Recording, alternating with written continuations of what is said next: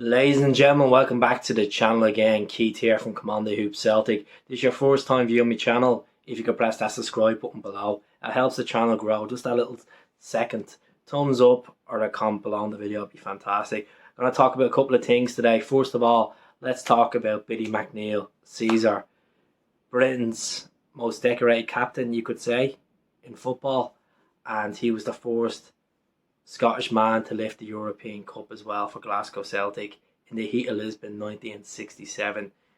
He was honoured today with a statue which was worth £70,000. It was obviously presented in his hometown of Bellshill. His wife Liz done the revealing of the statue today, and you know what, I'm delighted for the McNeil family. I'm delighted for the community of Bellshill, and there was former players here like John Clark, Jim Craig, Jim Fallon, and then one of the great captains for that club that sadly passed away, John Craig. He was there as well because he was good friends with Billy McNeil off the pitch, which was fantastic to see. You know, both divides, but the two of them had a lot of respect for each other. Two greats of Scottish football. So let's talk about the current squad, about who should go out in January, who we should sell in January. First of all, let's talk about Barkas. Barkas is on loan at Utrecht at the moment.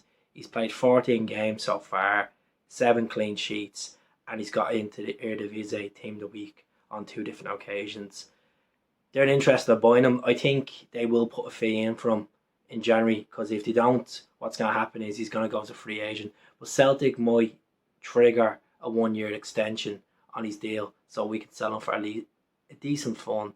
Look, if we bought him for 5 million from AEK hands, let's get him out the door. Even if we can recuperate 2 million back off Barkas, happy days. The next one is Conor Hazard. Conor Hazard is due to come back from his loan move from Helsinki.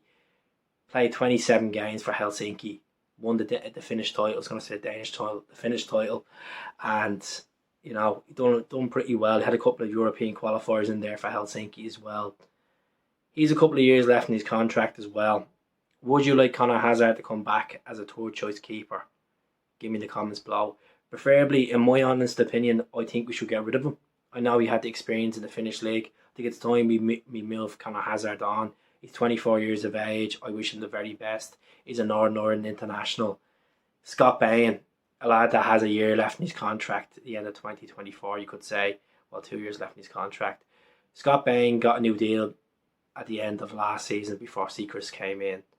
Do we keep Scott Bain as a number 3? Or do we move him on? Personally, I think we should just move him on. I don't think there's been really interest for Scott Bain since he came to Celtic.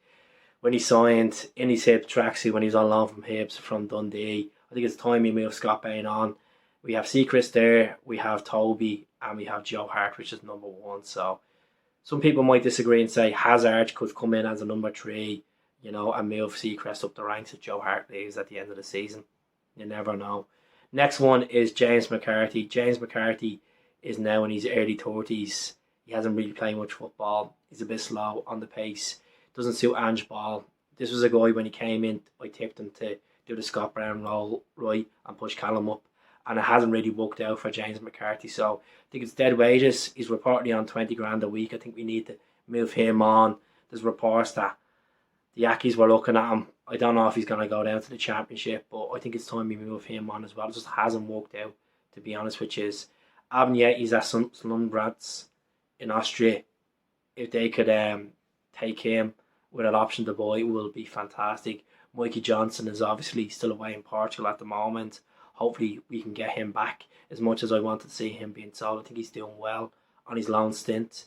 Sorrow's on loan at the moment in Spain. I can't see him coming back, to be honest. He's obviously there. They have an option to buy as well. That team he's currently with at the moment. Ideguchi is a weird one I want to talk about. Ideguchi hasn't really played. He's been injury prone. Obviously his debut match against Alloa in the Scottish Cup last season, he picked up that injury which kept him out for nearly 4 weeks. My honest opinion of Ideguchi, I was just thinking about this before I came on.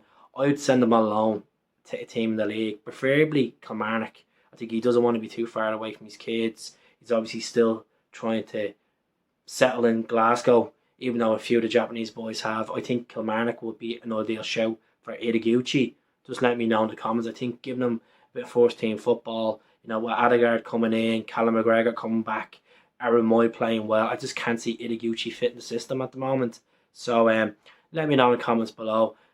So that's really it. Josip Ivanovic, I've talked about many times on the channel. I hope he goes. We get a decent chunk of money. And Stephen Welch, perhaps, maybe 2 million for Stephen Welch. He's a couple of years left in his contract. I think he needs to move on with the likes of Karabashi coming in. You know, Jens is looking to get a permanent move to Celtic from his on loan move. And then we have Carter Vickers and Starfelt. I think it's time for Stephen Welch to move on as well. You never know where he could go. He was linked with Serie A last season, so strange things have happened.